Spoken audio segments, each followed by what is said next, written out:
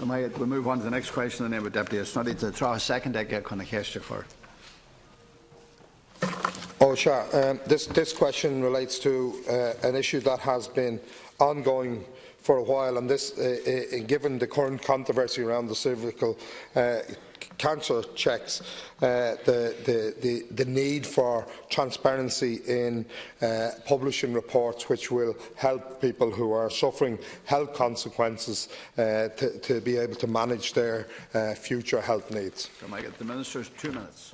The Deputy will be aware that the State Claims Agency is currently managing 7 claims taken against the Minister for Defence for personal injuries alleging to exposure to chemical and toxic substance whilst working in the Air Corps in the period of 1991 to 2006. And the management of such claims lodged against the Minister for Defence is delegated to the State Claims Agency.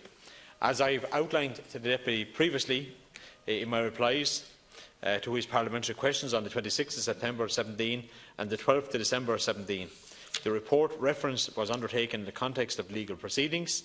As the report was requested by and provided to the State Claims Agency in the context of the claim, it is not legally and professionally privileged. Therefore, it would not be appropriate for me to release such a document.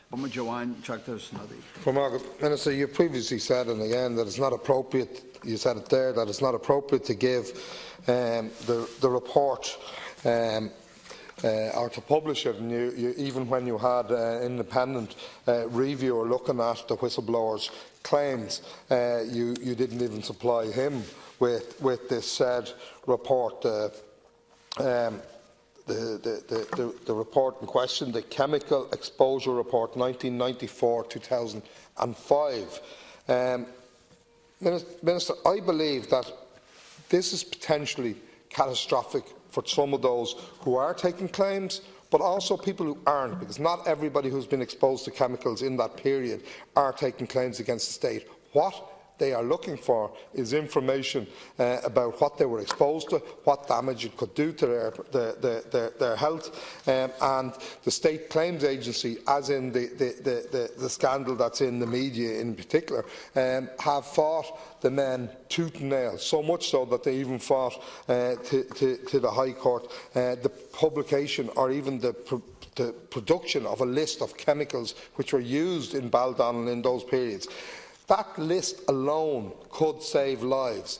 And I would ask you once again, given the current debacle around cervical smear tests, that you look again and think again whether the withholding of information which can affect people's lives and their future health is very wrong. Minister, and should be stopped.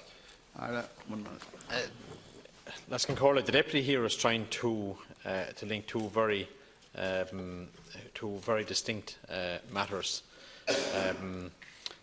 The allegations referred to by the Deputy are historic, and this situation is further complicated as causation has not been established as of yet. I have been very proactive around this issue. When the protected disclosure was submitted to the Department of Defence, 2 in 2015 and 1 in 2016.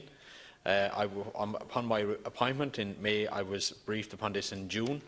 I set up an independent inquiry. I met with some of the people who made the disclosures. I received the report. I've gotten the views of the people who made the protected disclosures.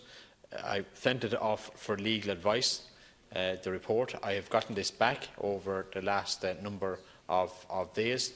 Before I make any further decision on the next course of action, there are a number of legal issues that I just want to finalise before I make a decision on that. But I expect, following the report, that I want to act on this as soon as possible.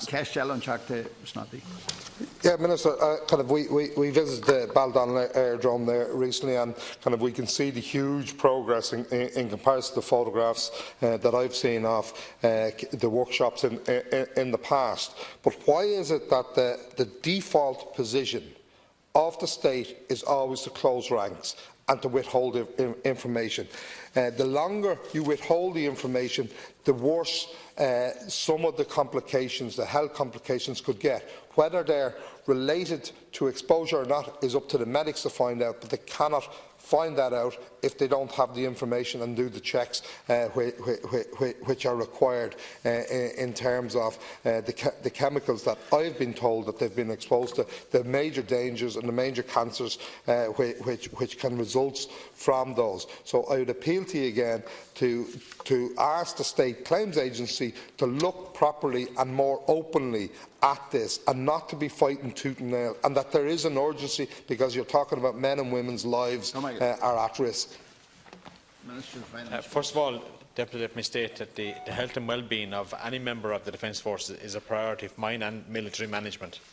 And I'm glad that you recognised the progress that has been carried out in the Air Corps in Baldonnel, and that was one of the reasons why I instructed the GOC Air Corps Sean Clancy to host a visit for members of the Oireachtas committee, so that they could see themselves that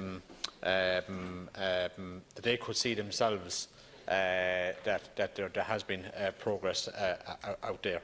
I am also reassured that the current practices have been subject to the HSA oversight, and noted a considerable progress, and subject to completion of an improved plan, they will close their investigation. But let me state, Deputy, that I am considering the findings of the report, the investigation report that I got. I will make a decision on this. I understand where you're coming from, but I have a duty here as well. But let me state that I think, Deputy, that you were trying to link two very distinct different matters in cervical cancer and the issue that we're discussing here now.